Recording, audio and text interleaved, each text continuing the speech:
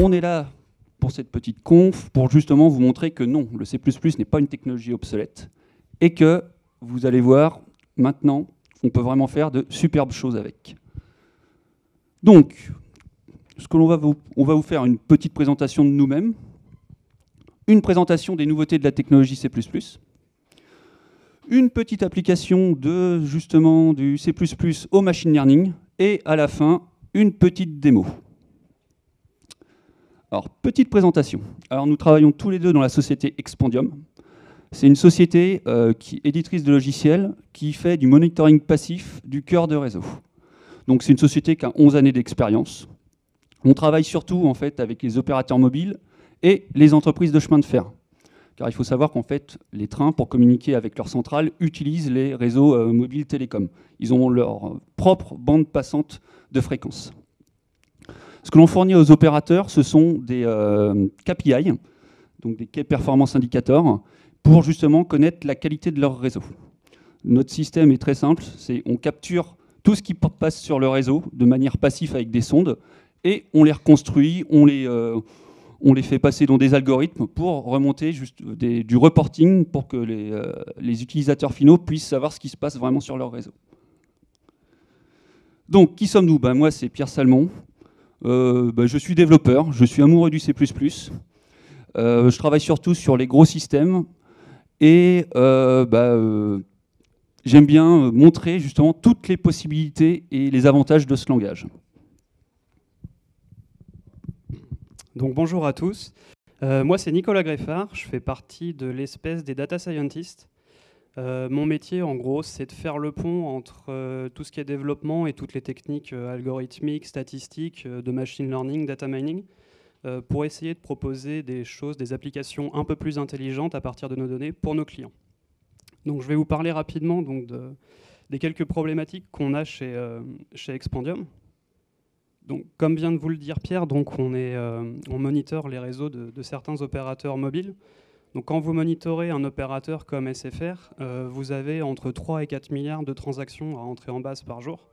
Donc ça fait des gros volumes, donc forcément c'est une grosse problématique à traiter pour nous. On a aussi des grosses problématiques de capacité de traitement, de contraintes hardware et de coûts de maintenance. Ça, c'est lié au fait qu'on est une toute petite équipe. Du coup, on a pris le choix de ne pas déployer un énorme cluster Hadoop de 250 machines, mais plutôt de se concentrer sur quelques machines très puissantes. Et du coup, forcément, pour ça, on a besoin de tirer la quintessence du matériel donc dans nos solutions. Et évidemment, on a des données très sensibles. On enregistre tous les messages qui se passent sur les réseaux télécoms. Donc on peut difficilement sous-traiter ça à un opérateur cloud ou ce genre de solution. Donc pour répondre à toutes ces problématiques, on fait principalement du C++. Et je vais retourner la parole à Pierre qui va essayer de vous expliquer un petit peu pourquoi et quels sont les avantages du C++ et les nouveautés. Donc, pourquoi le C++ dans le cas de nos use cases? Tout simplement, déjà, un souci de performance. Le C++ étant quand même très proche de la machine, étant un langage compilé, on a très, très facilement des performances et on peut aller jusqu'à modifier les octets, les bits près du processeur. Ensuite, un autre point très important, c'est aussi la compétence. C'est beaucoup plus facile actuellement de trouver des personnes qui sont fortes en C++ que de trouver des personnes, par exemple, qui maîtrisent le Go, qui est un langage qui est également très performant et compilé, mais ça reste des profils encore assez rares à trouver. Ensuite, on travaille, comme l'a dit Nicolas, sur du matos performant, donc avec théoriquement par exemple des processeurs de dernière génération, etc. Et le C++ permet justement de descendre juste à ce niveau-là pour pouvoir travailler et vraiment obtenir toute la puissance de la machine. Et enfin, l'un des avantages du C++, c'est que bien entendu, c'est compatible avec le C. Et donc, on peut utiliser l'intégralité des librairies C++ et C existantes. Alors, maintenant, je vais vous présenter un petit peu le C++. Pour cela, je vais commencer par un truc tout bête, qui est un petit historique de ce langage. Alors, au commencement, c'était en 1979, le monsieur que vous voyez en bas, dont je ne vais pas citer le nom parce que c'est imprononçable, ce chercheur danois s'est dit tiens, la programmation par objet commence à bien fonctionner grâce au Smalltalk. Pourquoi le langage qui était à la mode à l'époque, le C, on ne rajouterait pas cette notion de programmation par objet. Donc, il a commencé à créer le C with class, qui était juste une sorte de couche du C. Son but premier était de dire qu'un compilateur C with class doit toujours rester compatible niveau source avec un compilateur C, enfin avec des sources C. Il a un petit peu travaillé dessus jusqu'en 1983 où il s'est dit ah, bien maintenant j'ai une belle version de mon C with class. Cette version c'est vraiment une évolution du C. Donc on sait faire augmenter de 1 une version C++. Donc il a créé le C++.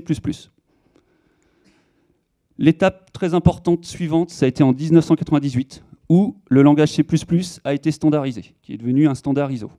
C'est à partir de ce moment-là que tous les constructeurs et autres utilisateurs l'ont vraiment adopté. C'est aussi à ce moment-là qu'un ensemble de différentes normes de codage est sorti et qui sont encore utilisées actuellement dans l'aéronautique, les voitures ou ce genre de choses. Enfin, ce qui nous intéresse un peu aujourd'hui, 2011-2014, le renouveau. Il faut savoir que donc, actuellement, nous sommes rendus à la version C++ 14, donc, qui date de 2014, du standard C++, avec plein de nouveautés. Des nouveautés au niveau du langage, des nouveautés au niveau de la librairie standard, et également, alors là c'est quelque chose qui est moins connu pour les personnes qui ne font pas de C++, l'utilisation de la bibliothèque Boost. Boost, pour résumer, c'est un petit peu l'antichambre de la standardisation du C++. La plupart, par exemple, entre 2011 et 2014, enfin les deux standards, ils ont pris des modules qui étaient dans la librairie Boost et ils les ont intégrés dans la librairie standard. Pour info, la prochaine version du C++, c'est C++ 17 qui sort l'année prochaine. Donc maintenant, c'est bien, on va pouvoir enfin commencer à s'amuser un petit peu avec un vrai langage qui marche bien. Donc je vais vous montrer maintenant, en fait, justement, quelles sont ces nouveautés. Pour cela, on va faire d'une façon très simple, c'est qu'on va essayer de lutter contre les idées reçues du C++. Parce que pour beaucoup d'entre vous, a priori, tout le monde connaît le C++. On va montrer un petit peu tout ce qu'on peut penser du C++, tout ce qu'on peut penser du C++, et on va un petit peu démontrer qu'en réalité, maintenant, avec toutes les nouveautés, c'est super. Donc pour ça, on va définir, je vais faire ma présentation basée sur une sorte de petit projet, qui est un petit service dans le code qui échange des messages par le réseau. Alors, idée reçue numéro 1, il n'y a pas de garbage collector, il faut gérer soi-même la mémoire et les objets. Donc désolé de vous l'apprendre, mais dans le standard C++ 14, c'est toujours le cas, hein. Il n'y a pas de garbage collector. Mais vous allez voir qu'au final, c'est pas grave. Alors, un petit exemple tout simple. Donc là, comme vous pouvez le voir, j'ai deux petites fonctions, une fonction newsServer et une fonction shutdown. Là, c'est écrit à l'ancienne, ça veut dire que l'on instancie une instance de serveur TCP avec un new, et dans le shutdown, on le supprime avec un delete. On est d'accord, c'est très chiant. On ne maîtrise pas trop le moment où on va détruire les variables serveur TCP. Potentiellement, il y a un risque de se retrouver avec la chose qui arrive très souvent en C++, un segmentation fault, parce qu'on aura supprimé quelque chose et on l'aura réutilisé quelque part. Donc, on sent que ce n'est pas terrible. Ça tombe bien, il y a une petite nouveauté, ce qu'on appelle les smart pointers. C'est des pointeurs intelligents. Ça nous permet, en fait, tout simplement c'est un pointeur qui va pointer sur une instance, mais qui va compter le nombre de références de cette instance. Donc, si je l'utilise maintenant, donc ça s'appelle en utilisant un std-chart pointer, je réécris le petit code que je vous ai présenté juste avant. Et comme vous pouvez le voir, maintenant, au moment où je fais le shutdown, je n'ai plus besoin de supprimer l'instance. Elle sera supprimée de toute façon si c'est la dernière occurrence de ce pointeur qui existe, qui a été supprimé. Donc, déjà, voici une façon plus simple, plus propre de pouvoir partager des données en C++. Maintenant, on va se focaliser sur un petit bout de code. Donc, voilà, là, c'est une petite fonction pour envoyer les paquets. Donc, on a des gros paquets, donc de 2 millions d'octets. on a une petite fonction send et une fonction run qui, en fait, envoie des paquets. Truc tout bête. Il faut savoir qu'en C++, à la différence de beaucoup de langages comme le Python, JavaScript et Java, par défaut, le passage de paramètres se fait par valeur. C'est-à-dire que là, dans le cas présent, quand on va faire un send packet, donc le send PKT à la fin, qu'est-ce qui va se passer? On va copier 2 mégaoctets à chaque fois. D'ailleurs, c'est pas très performant, quoi, hein. C'est pas terrible. D'un autre côté, c'est pas grave, rien ne nous empêche, en utilisant un petit esperluette, ou e-commercial pour ceux qui ne connaissent pas, rien ne nous empêche de faire du passage par référence. Donc là, qu'est-ce qui va se passer quand on va appeler la fonction send? Seulement une référence vers cette instance packet va être passée et on pourra le manipuler. Cependant, il y a toujours un petit problème là qui me gêne. Imaginons que la fonction send, en fait, ce soit juste une fonction asynchrone qui rende tout de suite la main et qui ne fait que garder une référence vers packet. Et pour, par exemple, la mettre dans une queue de traitement qui va faire le vrai envoi du paquet plus tard. Là, ce qui va se passer, c'est quand packet va sortir du scope du while, le paquet va être détruit. Ce qui fait que plus tard, dans cette fameuse queue qui, par exemple, fera le traitement, l'envoi, on risque de l'utiliser et de se retrouver encore dans un endroit où la mémoire a été désallouée et donc de se tomber sur le segmentation fault. C'est pas grave. Le C++ 11 a mis en avant ce que l'on appelle la move sémantique. La move sémantique, c'est quoi? C'est on passe le contrôle d'une variable à un autre scope. Donc, au lieu d'avoir un esperluette, on en a 2. Et on rajoute en bas, vous voyez, au moment de la fonction send, une petite indication qui s'appelle stdmove. Là, qu'est-ce que ça veut dire? Ça veut dire que mon paquet, en fait, ça ne va plus vraiment être géré dans ce scope-là du while, c'est la fonction send qui va en faire ce qu'il en veut. De cette façon-là, j'ai plus à... Une fois le send passé, packet, c'est comme s'il n'existait plus. Ce va être la fonction send, au sein de cette fonction, qu'il va falloir faire des modifications. Pour faire simple, là, qu'est-ce qui se passe? C'est que les variables en C++, c'est comme des enfants. Ça veut dire que si tu les laisses courir partout, ils font des références croisées, ils allouent de la mémoire, ils la libèrent pas, enfin bon, ils font que des conneries. Dans ces cas-là, tu as besoin de quoi? Tu as besoin d'une nounou. La nounou, c'est un garbage collector. Le problème d'une nounou, il faut la payer. Et typiquement, un garbage collector, il y a de l'overhead mémoire, de la ressource. En C++, qu'est-ce que l'on fait? C'est que on pose quelques contraintes simples sur nos enfants. Donc, enfin, sur nos enfants, sur nos variables, pardon. Et de cette façon-là, rien qu'en leur disant non, tu n'as pas le droit de faire ça, ou non, tu peux te copier comme ça, on n'a plus besoin de nounou. Ce qui est nettement plus simple et surtout nous permet d'être un peu plus léger, quoi. IDE reçu numéro 2. Il y a du typage partout, sans IDE, c'est trop dur. Ah, ça, je suis assez d'accord. Typiquement, quand on voit ça, un std de vecteur de char pointer serveur TCP ou un std map, je ne vais même pas aller jusqu'au bout parce que c'est invivable. Et je ne parle même pas de la fonction, de la variable found que l'on voit en bas. C'est quand même très très verbeux, hein. Son type est quand même assez fort. C'est en plus pas spécialement lisible. Bon, on peut déjà faire quelque chose de plutôt pas mal. On peut utiliser un alias. Alors, la vieille façon de faire, enfin vieille, un type def, pour ceux qui font du C++, ils reconnaissent. Et en C++ 11, maintenant, on a un autre terme qui est using.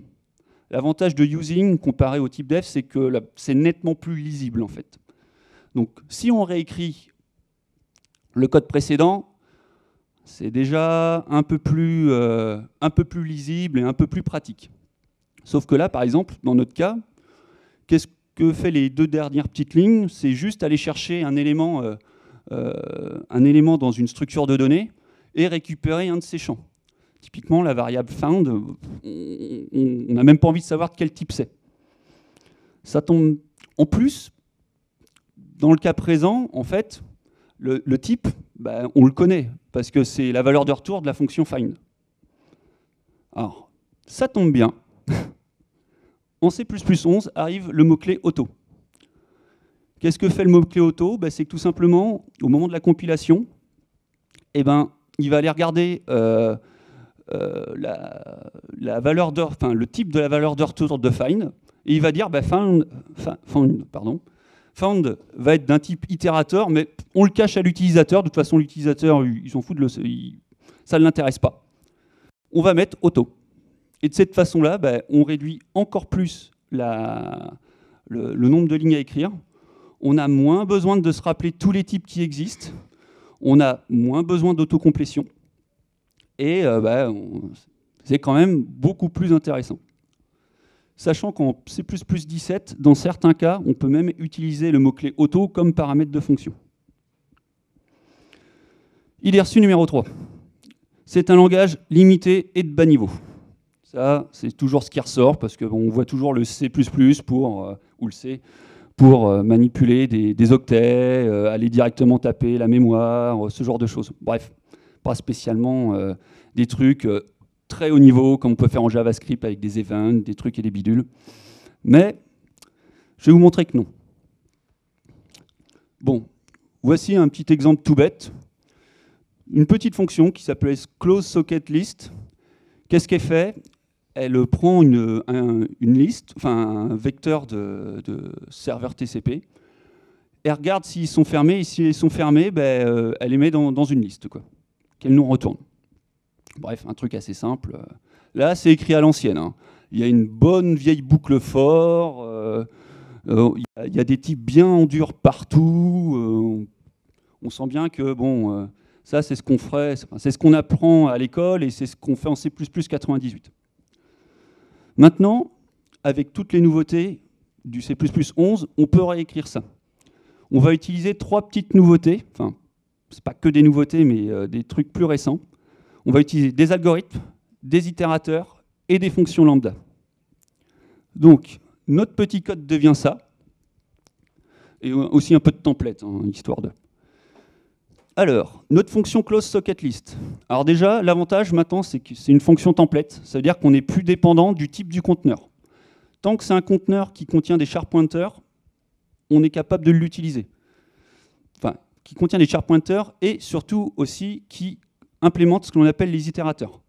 Donc les itérateurs, si vous voyez, c'est les deux petites fonctions c.begin, c.end. On utilise un algorithme qui s'appelle std4each. Std4each, c'est tout bête, c'est qu'il va parcourir le conteneur et à chaque item du conteneur, il va appeler une fonction lambda. Donc, cet algorithme, vous allez me dire, c'est tout bête, c'est un for each en fait qu'on est en train de faire. Pas seulement, parce qu'avec les futures versions du C++, on pourra même définir de quelle façon on pourra parcourir, c'est-à-dire en asynchrone, en parallèle, en vectorisant, etc. Bon, là, c'est en C++ 14, donc malheureusement, je ne peux pas vous montrer.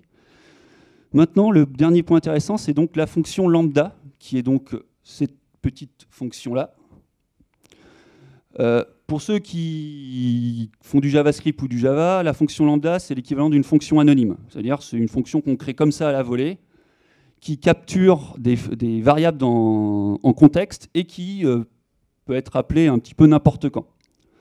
Alors en C++, c'est pareil, c'est une fonction qui capture un contexte. Donc le contexte, c'est ce qu'il y a entre crochets. La différence importante, c'est que dans des langages comme le JavaScript, ça capture tout. Alors qu'en C++, il faut spécifier quelle variable on veut capturer. Donc là, dans mon cas, qu'est-ce que je fais? La variable résulte, je la passe en référence, avec le petit esperluette, pour qu'elle soit utilisée dans la lambda. Comme je vous ai parlé tout à l'heure, en fait, le type, là, ça peut être n'importe quoi, du moment que ça a un point closed, ça passe. Donc j'utilise le mot-clé auto. Je fais ma petite fonction, et je la retourne. Voilà, c'est plus simple. On a vraiment réduit le code. On a rendu la fonction en plus, on a rendu la fonction générique, c'est-à-dire que n'importe quel type de conteneur est capable de l'utiliser. C'est nettement plus pratique. Dernier petit point, les constantes magiques. Les constantes magiques, C'est quoi? C'est qui n'a pas déjà vu ça dans n'importe quel type de code? Un délai égale 200. Délai de quoi? Des millisecondes, des secondes, des heures, des jours. Ou process data 42, paquet. 42 pourquoi? La réponse à la grande question sur la vie. Comment faire pour que ces variables qui apparaissent comme ça aient plus de sens? On a rajouté au niveau du C++ les User Defined Literal. C'est quoi? Si on voit un exemple en haut, c'est que tout simplement maintenant, on peut postfixer des chiffres, des chaînes de caractères avec un type.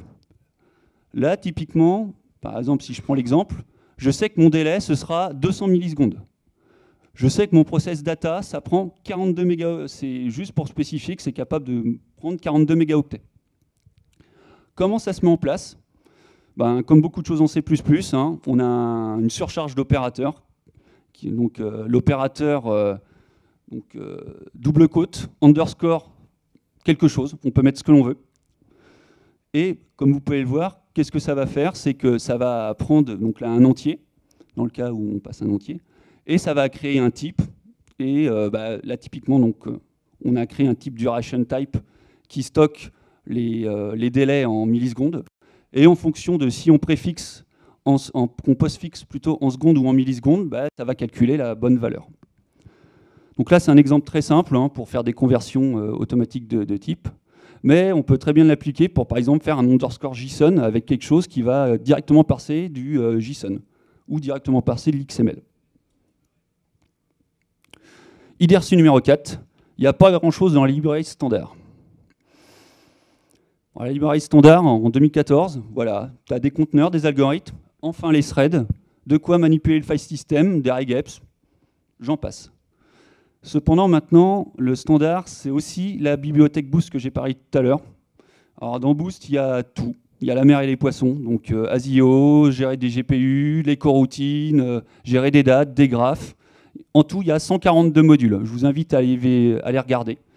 Il ne manque qu'un seul module encore là-dedans, c'est qu'il n'y a pas d'interface graphique. Mais bon, ça, c'est un grand problème en C++ de toute façon. Et de toute façon, il ne faut pas oublier un détail, il y a l'intégralité des librairies C++ existantes sur la planète, qui bat à plat de couture tout ce qui peut exister en Python, en Perl, en JavaScript, tout ce qu'on veut, de loin.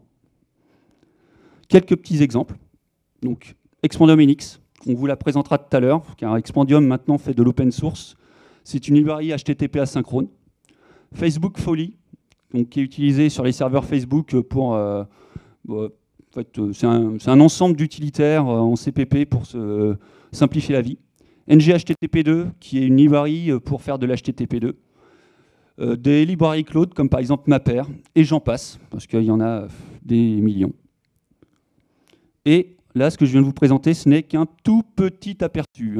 Voilà, il y a encore plein de nouveautés au niveau du langage, au niveau des librairies, et il y a vraiment de quoi faire.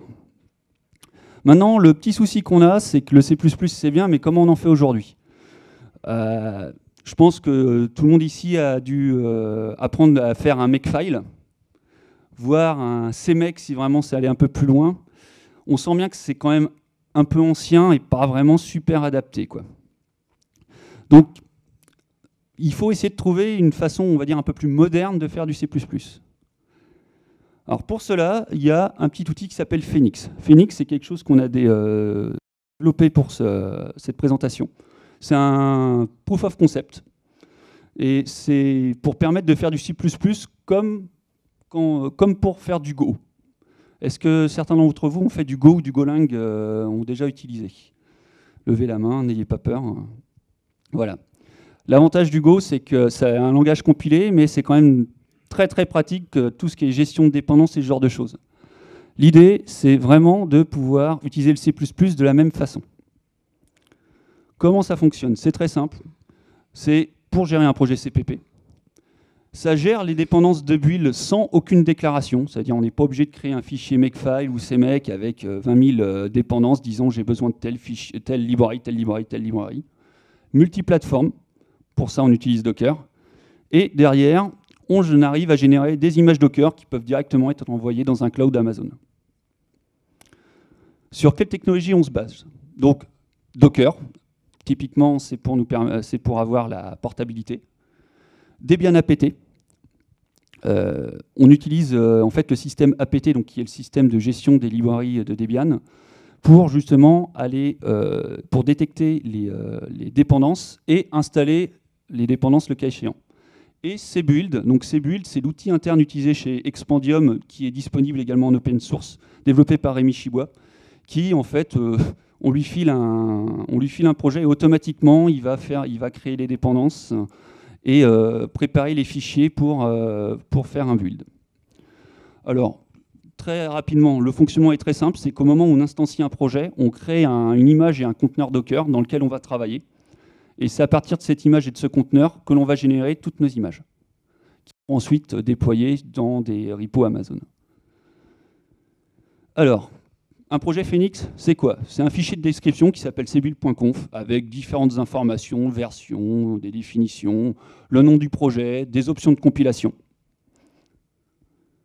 C'est une arborescence. Donc, si par exemple on a des... là, typiquement, le répertoire dev va contenir les points dev. Alors, les points dev, c'est les packages Debian. Si on a des packages Debian qui ne sont pas connus par apt, bon, on peut les mettre là. Dans source, on peut mettre des tests unitaires. Donc là, dans notre cas, un test unitaire chaque serveur. Des binaires. Là, on a 2 binaires qui vont être générés, qui s'appellent predicate et server.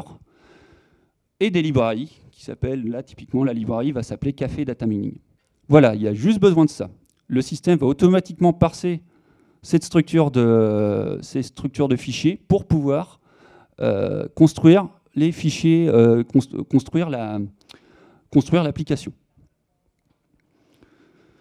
On a besoin de quelques commandes. Le configure, install, run, génération d'images, et c'est fini. Rien de besoin d'autre. Donc là, le plus intéressant, c'est de vous montrer un petit exemple. Alors pour ça, je vais redonner la main à Nicolas, qui va vous montrer un petit exemple qui n'est pas juste un petit Hello World. Merci Pierre. Donc maintenant qu'il vient de bien vous assommer avec toutes les nouveautés C++, moi je vais enfoncer le clou en faisant un peu de maths. Donc comme je vous l'ai dit tout à l'heure, moi je suis data scientist, donc il y en a beaucoup qui ignorent ce que fait un data scientist. Je serai devant un public de marketeurs ou de commerciaux, je vous dirai quelque chose du genre on apprend du passé pour prédire le futur. Finalement, je n'ai pas envie de vous bullshiter aujourd'hui. Globalement, c'est juste d'aller au-delà des KPI, d'essayer de faire des choses un chouïa plus intelligentes. Donc par exemple, nous dans nos contextes, on mesure beaucoup de choses comme des appels qui ont été interrompus, qui ont été coupés. Est-ce qu'à partir de ces appels-là, de ces compteurs, on ne peut pas inférer la probabilité que l'utilisateur se casse du réseau ? On mesure aussi le nombre d'appels ou la fréquence d'appels des utilisateurs d'un réseau. Est-ce qu'à partir de ça, on ne peut pas faire de l'inférence pour essayer de voir si la personne n'est pas, par exemple, un fraudeur ou un spammer? Donc c'est le genre de réponse, de questions sur lesquelles je travaille.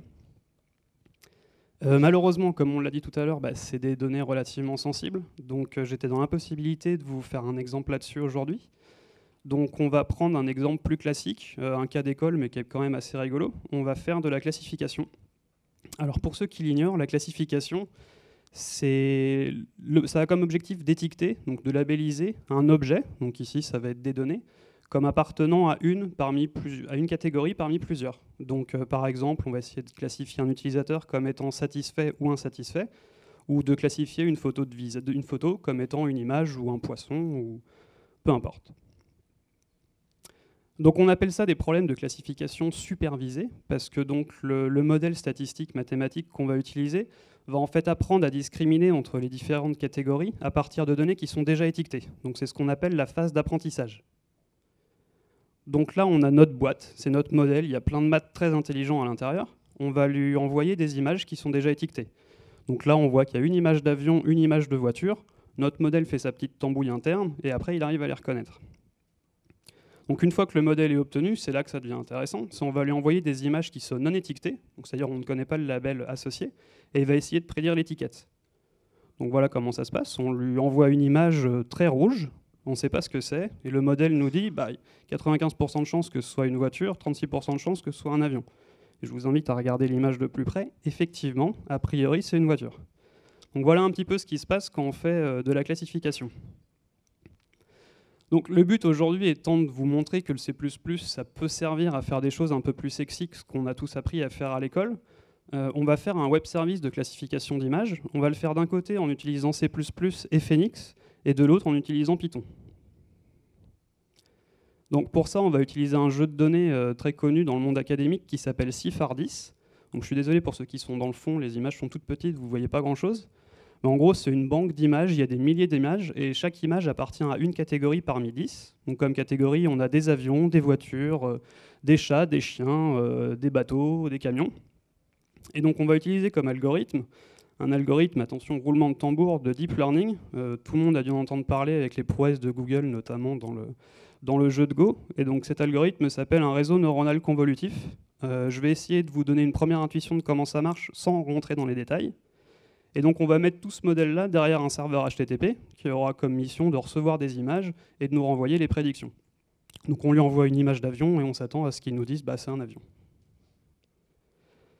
Donc un réseau neuronal, qu'est-ce que c'est? Donc c'est un algorithme d'apprentissage qui est grossièrement inspiré du fonctionnement du cerveau humain. Et ça a été introduit donc par Rosenblatt avec le perceptron en 1957. Et ça ressemble à quoi? Ça ressemble à un graphe, comme ça. Donc chacun des nœuds de ce graphe, donc les petites boules, ce sont des neurones. Donc on a les neurones en entrée, tout à gauche, donc où ici, typiquement, dans notre cas de détection d'image, ils peuvent correspondre directement à la valeur d'intensité de chaque pixel. Et on a les layers, enfin le output layer, donc les neurones qu'il y a tout à droite, qui eux, donc pour chaque nœud, ça va correspondre à la probabilité d'appartenir à telle ou telle catégorie. Donc on peut imaginer que celui qui a tout en haut, ce soit la probabilité que ce soit un chat, et celui tout en bas, la probabilité que ce soit un chien. Et donc c'est ceux qui sont à l'intérieur qui font le gros du travail. Donc un neurone, qu'est-ce que c'est? C'est une petite unité de calcul donc, qui, à partir de la somme pondérée de ces entrées, donc ces entrées, comme on dit tout à l'heure, ça peut être les valeurs de pixels, donc va considérer les poids, qui sont ici W1, W2, W3, fait la somme pondérée, on la passe dans une fonction quelconque, et ça nous renvoie une sortie. L'intuition, c'est que si la somme des entrées, par exemple, tend vers plus l'infini, alors la sortie va retendre vers 1. Si au contraire les entrées tendent vers moins l'infini, alors la sortie va retendre vers 0. Plus simplement, avec un cas binaire, si les entrées, il y a deux oui et un non, alors la sortie va être un oui. En gros, c'est un petit peu comme ça que marche un neurone. Mais alors, comment fonctionne l'apprentissage? Comment est-ce qu'on arrive à apprendre à notre modèle à identifier des choses? On va utiliser pour ça un algorithme de backpropagation, c'est le nom de l'algorithme, qui va essayer d'optimiser les poids, donc les W1, 2, 3 dont je vous ai parlé tout à l'heure, de façon à ce qu'ils aient le plus souvent raison. Donc dans notre cas, qu'est-ce qu'on va faire? On va lui envoyer les images les unes à partir des autres, en fait les unes après les autres. On va les passer dans tout le réseau, calculer les poids, les sorties, aller jusqu'à la fin. Donc à la fin, on aura des probabilités que l'image appartienne à telle ou telle catégorie. À partir de ces probabilités-là, puisque nous, on a le label équivalent, on peut calculer une mesure d'erreur. Donc en gros, si le neurone qui est censé nous dire que c'est un chat nous dit non, c'est un chien ou quelque chose comme ça, il va y avoir une grosse erreur. Et du coup, cette erreur-là, on va la propager dans tout le réseau, donc avec cet algorithme de backpropagation, en calculant des dérivées partielles, de façon à modifier les poids en conséquence. Je ne rentre pas plus que ça dans les détails, personne n'a envie de faire de dérivées aujourd'hui. Sauf que je vous ai parlé tout à l'heure de réseau neuronal convolutif, donc avant c'était juste un réseau neuronal classique, on va dire. Maintenant on fait les choses de manière un petit peu plus intelligente, c'est-à-dire qu'au lieu de considérer donc, les pixels indépendamment, on va faire en fait des enchaînements d'opérations qui sont des convolutions et des sous-échantillonnages. Donc pour ceux qui ne sont pas familiers avec le traitement d'image, voilà à quoi ressemble une convolution. Donc on a une image d'input à gauche et on a notre noyau de convolution au centre. Donc plutôt que d'avoir à apprendre uniquement des poids, là ce qu'on va apprendre, c'est les valeurs de ce noyau de convolution. Et donc en fait, quand on fait un produit de convolution, entre l'image de gauche et ce noyau de convolution-là, on va avoir comme résultat l'image. Donc on voit que ça fait par exemple ressortir dans ce cas-là les contours. Donc ça permet d'apprendre des représentations abstraites des images à l'intérieur du réseau. La deuxième étape, c'est le sous-échantillonnage. Donc là on peut voir ça comme une compression de l'information. On vient de faire notre convolution, on a les contours de l'image qui apparaissent. Et là, si par exemple on a une image qui est de 4 sur 4, on va la réduire en image de 2 sur 2, en prenant pour chaque jaune de 2 sur 2 la valeur maximum d'intensité. En pratique, qu'est-ce que ça fait? Ça fait quelque chose comme ça. Donc on envoie une image d'un chat qui n'a pas l'air content du tout dans notre réseau. On va faire une première série de produits de convolution. Donc ça veut dire qu'à l'intérieur de notre réseau, on a une première représentation abstraite de l'image. Donc on peut voir là sur les différentes images qu'à chaque fois, c'est des contours qui sont plus ou moins fins, plus ou moins flous, qui ne représentent pas forcément les mêmes choses. Ensuite, on va faire donc ce sous-échantillonnage-là. Donc ça compresse la représentation de l'image qu'a notre réseau. On fait ces deux opérations-là un certain nombre de fois, de façon à ce qu'à la fin, au final, ce soit des représentations abstraites qui sont complètement ininterprétables pour un humain, mais qui encodent toute la chaîne des opérations qu'il y a eu avant. On les connecte finalement à des neurones, tout ce qu'il y a de plus simple, comme je vous l'ai montré tout à l'heure, qui eux vont nous donner donc la probabilité que ça appartienne à chaque catégorie. J'espère que je vous ai pas trop perdu. Évidemment, nous ici, on est des développeurs, du coup, on n'avait pas envie de réinventer la roue. Donc, on a utilisé pour faire notre classification une librairie qui existe déjà, qui s'appelle Café. Ça doit être dans le top 3 des librairies de deep learning sur Internet. Donc, c'est développé, comme la majorité des solutions, en fait, en C++, et propose une interface Python. Donc, la définition du modèle se fait via fichier de configuration. Donc là, je ne vais pas rentrer trop dans les détails. En gros, là, il faut se dire qu'on a déjà lancé l'apprentissage. L'apprentissage s'est passé, on lui a envoyé toutes nos images et le modèle est fait.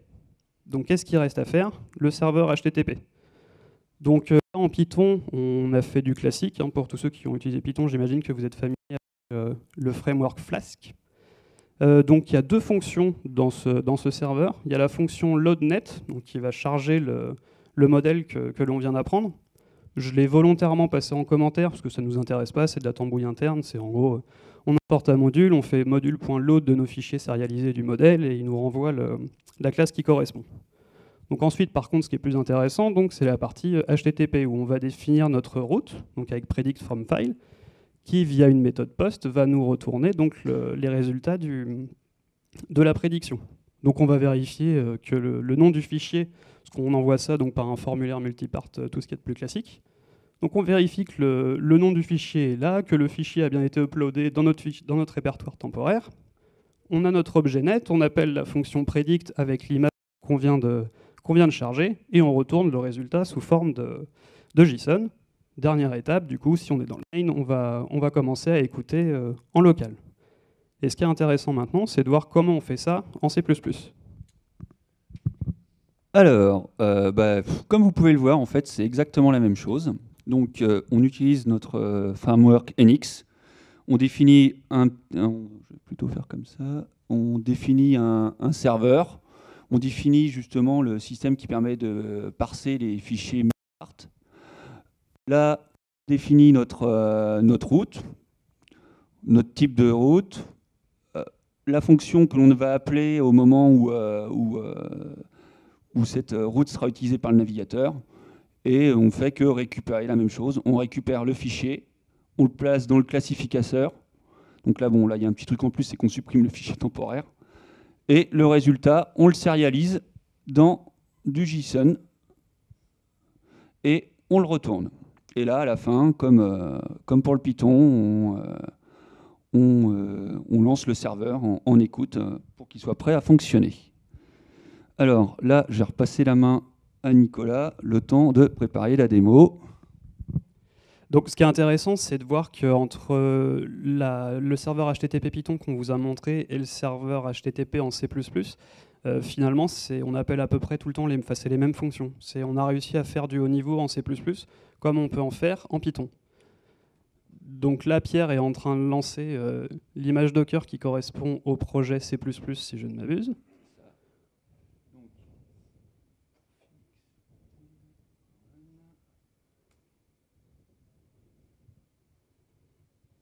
Donc voilà, le projet a été lancé, donc on écoute sur le port 8080 en local.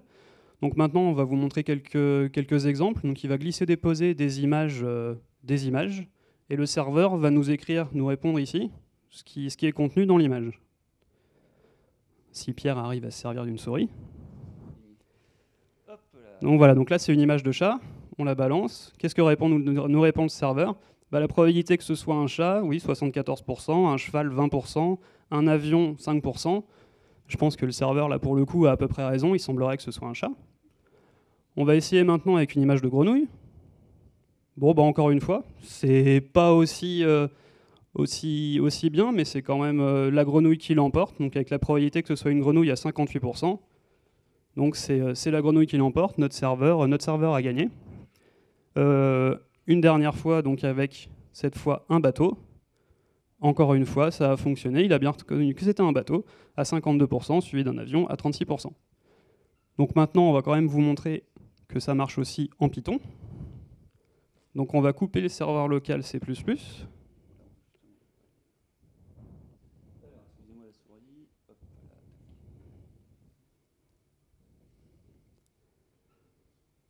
On va relancer le Docker qui contient le serveur Python. C'est du Python, donc forcément ça prend un peu plus de temps. Donc voilà. Donc on va réessayer quand même avec le chat pour être sûr que notre serveur Python se comporte de la même manière.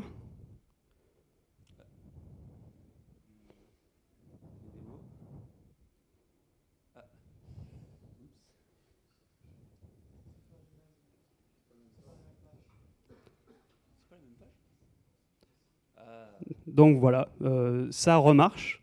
On n'a rien fait en backstage, hein, tout d'un coup ça s'est remis à marcher. Donc de la même manière, il nous retrouve encore que c'est un chat. Quelque chose qui est amusant à faire avec ces algorithmes d'apprentissage, c'est que là, il n'y avait que 10 catégories qui étaient présentes dans ce qu'on a appris. C'est de voir comment ça se comporte avec des catégories qui ne lui étaient pas présentées. Donc par exemple, si on lui envoie une image de vaisseau spatial, qu'est-ce qu'il nous dit ? Il nous dit au final que c'est un avion à 59% de chance et que c'est un bateau à 37% de chance. Si on devait expliquer à quelqu'un ce que c'est qu'un vaisseau spatial, on pourrait lui dire que c'est un bateau-avion. Au final, c'est pas trop loin de la réalité. Et on peut aussi essayer avec des images de visages humains. Alors je suis désolé, c'était préparé la semaine dernière. Aujourd'hui, forcément, c'est un peu plus acide. Je vous laisse juge de la qualité de la classification. On n'en débattra pas aujourd'hui. Donc voilà pour la démo. Donc on vous a montré qu'on était capable de faire ça en C++ et en Python. Mais quelque chose qui est aussi intéressant à regarder, c'est les performances. Comme on vous l'a dit, nous on a un gros souci, on a un gros besoin de performance. Et donc là, sur cet exemple vraiment tout bête, on se dit tiens, on va lancer plein de requêtes sur nos serveurs pour voir un petit peu comment ça se comporte. Et au final, dans la partie Python qui a fait Flask, on peut monter qu'à 30 requêtes par seconde sur une machine, tout ce qu'il y a de plus classique. Tandis qu'avec Phoenix qui a fait NX, là, on peut monter à 60 requêtes par seconde.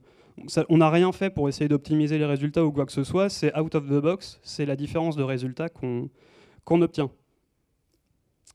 Donc maintenant, pour conclure, j'espère qu'on vous a, pas sans forcément vous convaincre, mais au moins qu'on a réussi à vous montrer qu'aujourd'hui, on pouvait faire du sexy en C++, au moins autant qu'on pouvait en faire avec du Python ou du JavaScript. L'avantage, c'est que c'est inhérent au C++, c'est que derrière, on a quand même toujours la performance de pouvoir programmer au plus près de la machine. Nous, ça nous intéresse particulièrement pour des histoires d'industrialisation de tous les proof of concept qu'on fait sur les histoires de data mining et de machine learning. Pour ça, je vais faire une petite parenthèse. Tout le monde connaît Netflix.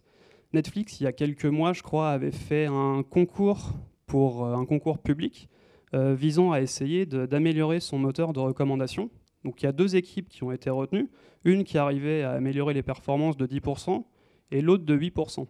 Au final, la solution qu'ils ont passée en prod, c'était celle qui arrivait à améliorer les perfs que de 8%, parce que la première, qui était pourtant meilleure, était totalement impossible à passer en production. Et donc ça, nous, c'est des problèmes qu'on connaît dans nos applications. Donc d'où l'intérêt de pouvoir faire ce genre de POC assez rapide, de pouvoir faire un petit peu du Python en C++. C'est que du coup, après la phase d'industrialisation, de passage en production, est d'autant plus facile, puisqu'on a directement un langage très performant et qu'on peut envoyer dans nos applis telles quelles. Donc un autre avantage, c'est la disponibilité des compétences. Comme l'a mentionné Pierre tout à l'heure, c'est pas évident de recruter des développeurs Go, R, même si moi je suis coupable de faire du R. Mais c'est un vivier de recrutement qui est beaucoup moins fourni que les experts en C++, d'autant plus que nous, on en a déjà chez nous, donc autant se concentrer sur les C++ plutôt que de multiplier les compétences et les technologies. Et surtout, encore une fois, vu qu'on essaye d'utiliser au maximum le hardware contenu dans les machines, le C++, ça reste quand même la référence encore à ce jour là-dessus. Donc avant de vous laisser prendre la parole pour nous poser des questions, quelques remerciements. Donc à Rémi Chibois pour CBuild, à Anthony Garot donc de chez nous qui nous a fait la super interface sur laquelle on pouvait drag and drop nos images. Donc à Expandium de nous avoir permis de venir ici, et évidemment à l'équipe du DevFest de nous accueillir aujourd'hui. Et donc si vous avez des questions, allez-y.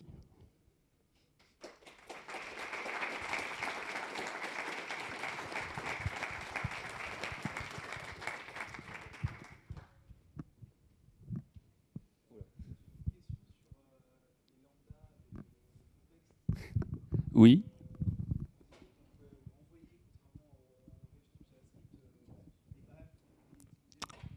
Oui, enfin, oui, si on veut, oui.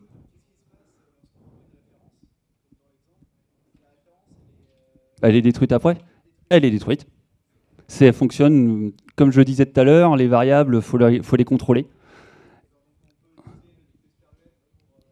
Oui, alors seulement en C++14, en C++11, en fait, il y a une écriture en C++14 pour justement permettre d'utiliser le double esperluette, ce qu'on appelle la move sémantique. Alors c'est une autre syntaxe que je n'ai pas présentée parce que sinon on y serait encore. Mais il y a également il y a une sémantique qui permet justement de passer dans le contexte les variables.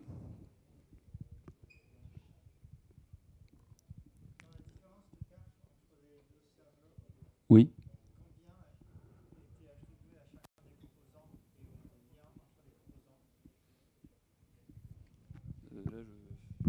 À vue de nez, on n'est pas allé dans le détail. Je pense que c'était principalement l'implémentation du serveur HTTP. Puisqu'au final, le Python, la seule chose qu'il fait, c'est d'appeler du C++ quand il va appeler le modèle. Donc je ne pense pas qu'il y ait suffisamment d'overhead là-dedans pour que ça explique la différence de performance. Donc je pense que c'est imputable au serveur HTTP et à Flask en particulier. Il y a certainement des frameworks qui se comportent peut-être un peu mieux. Je doute que ce soit aussi rapide que ce qu'on arrive à faire avec NX.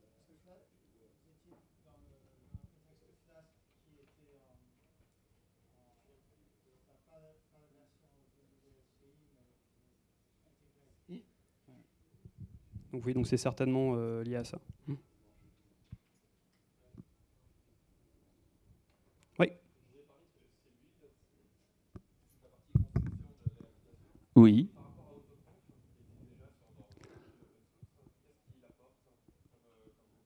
On parle de autoconf et automec, les qui ont 40 ans. En fait, pour faire simple, créer quand on commence à avoir des dépendances importantes, un nombre de dépendances importantes avec des librairies, faire un fichier autoconf automec, ça devient très compliqué. Premièrement. Et deuxièmement, en fait, l'avantage de CBuild, c'est que derrière, il va également automatiser la recherche et l'installation des dépendances.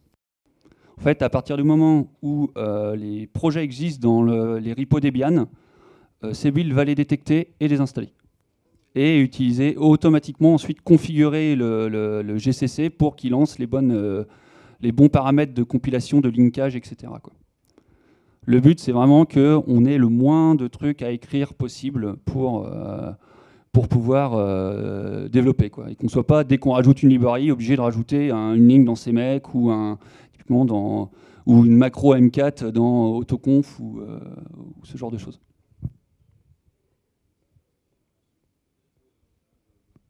Soyez pas timide. Hein.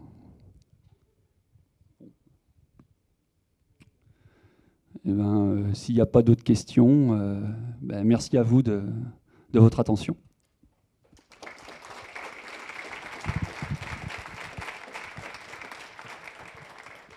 Dernier point, n'hésitez pas à aller sur le site d'Expandium GitHub. Vous pourrez justement utiliser NX et l'évaluer si ça vous intéresse. Voilà, merci.